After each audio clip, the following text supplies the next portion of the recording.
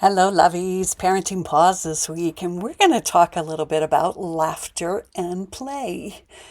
Now, parenting can feel very, very serious. I know because it was so serious for me. I was always looked at as playful. I loved when I go to parties and hang out with children. I was always the playful one. And yet, when I became a mother, it was like I put on a different costume. I put on the responsible one. And I got intense. I lost my capacity to play, and I lost my laughter.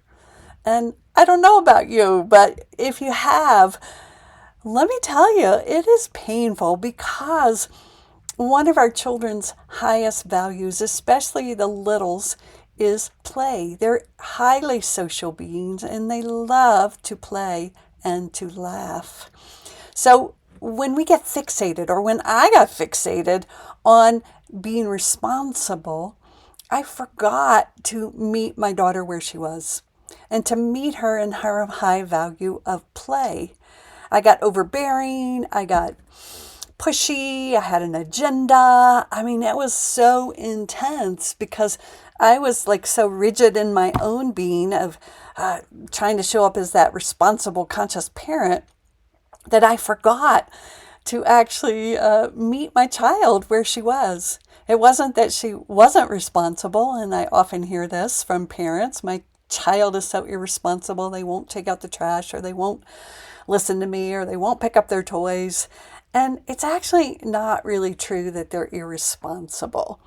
It's usually how we're approaching them. It's usually our agenda. It's usually that we've forgotten that that's not going to be their highest value, to clean up, to take out the trash. I've never met a teenager that taking out the trash was the first thing they woke up in the morning and wanted to do.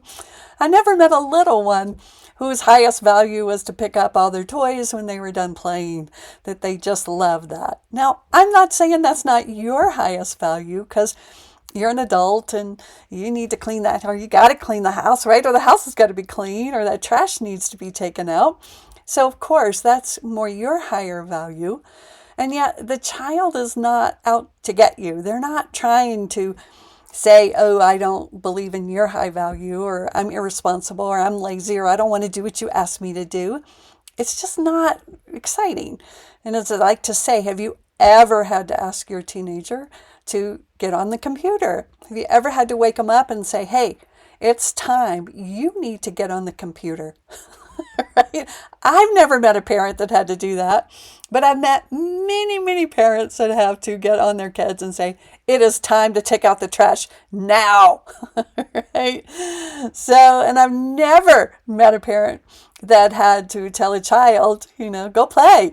I mean, you need to play more. Get in there and do what you want to do. And I mean, it just doesn't happen. And yet, when it's time to clean up, we're often going to see a lot of resistance. We're often going to see a lot of, oh, this is hard. I don't want to do this. And it's because the values aren't linked together. And it's really okay to have your high values as an adult. It's really okay to have your high values on health and well-being and responsibility. And yet, remember, when you give more power to your needs than to your children's, or you give more power to your children's needs than to yours, things really start to go wonky. So, of course, you can live into your high value, and yet, how can you support your children through their high value to join you? The way is through play and laughter. Teenagers, it's a little different. The way is through the social, to support them. Because that's usually their highest value as teenagers. They're moving into a time where they're wanting to be social, to fit in. Like, that's more their world. That's why they always want to hang out with their friends. That's why they're online in their communities. Because it's a time when they're trying to recognize who they are and how they fit into the culture. So once we get smart as adults, we can go ahead and own our highest values of wellness, of responsibility, of taking care of whatever, the earth, whatever our highest values are. Then, especially with littles, we can weave that into a playful scenario. And if you bring play into your relationship with your children, I can pretty much guarantee you with your littles that they're going to join you because they love to play. That's how they learn the world.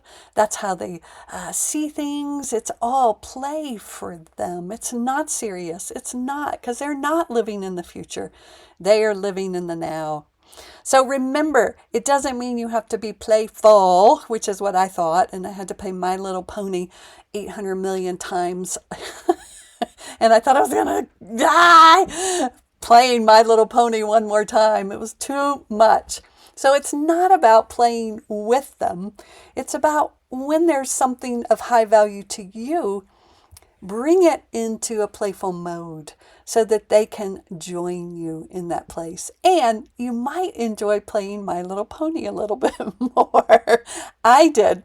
Once I was clear that I didn't have to push or pull or force or have an agenda or feel like my needs didn't matter. Once I got smart, once I grew myself up as an adult and recognized the doorway in to supporting my daughter, in collaborating, coming in, being with me in the situation was through play. Let me tell you, so much shifted and so much changed. So enjoy this week, jump into your play a little bit more, own your high values, and then see if you can create some playful interactions with your children and see what happens. Would love to hear from you. We're getting ready to move into the deeper month of December, so I hope that you enjoy your family and all those around you in this beautiful time of celebration. Thank you for listening to this episode of Parenting Paused. If you enjoyed the episode, do me a favor and share it with your mama friends. You can also leave a review wherever you listen, which will support getting the Pure Joy message out. Come on over to the Pure Joy Parenting Practice Facebook page or join me on Instagram to hear more. And don't forget to download your free copy of the Safe Seat course on the Pure Joy website. And while there, check out the offerings page to go deeper in the Pure Joy work.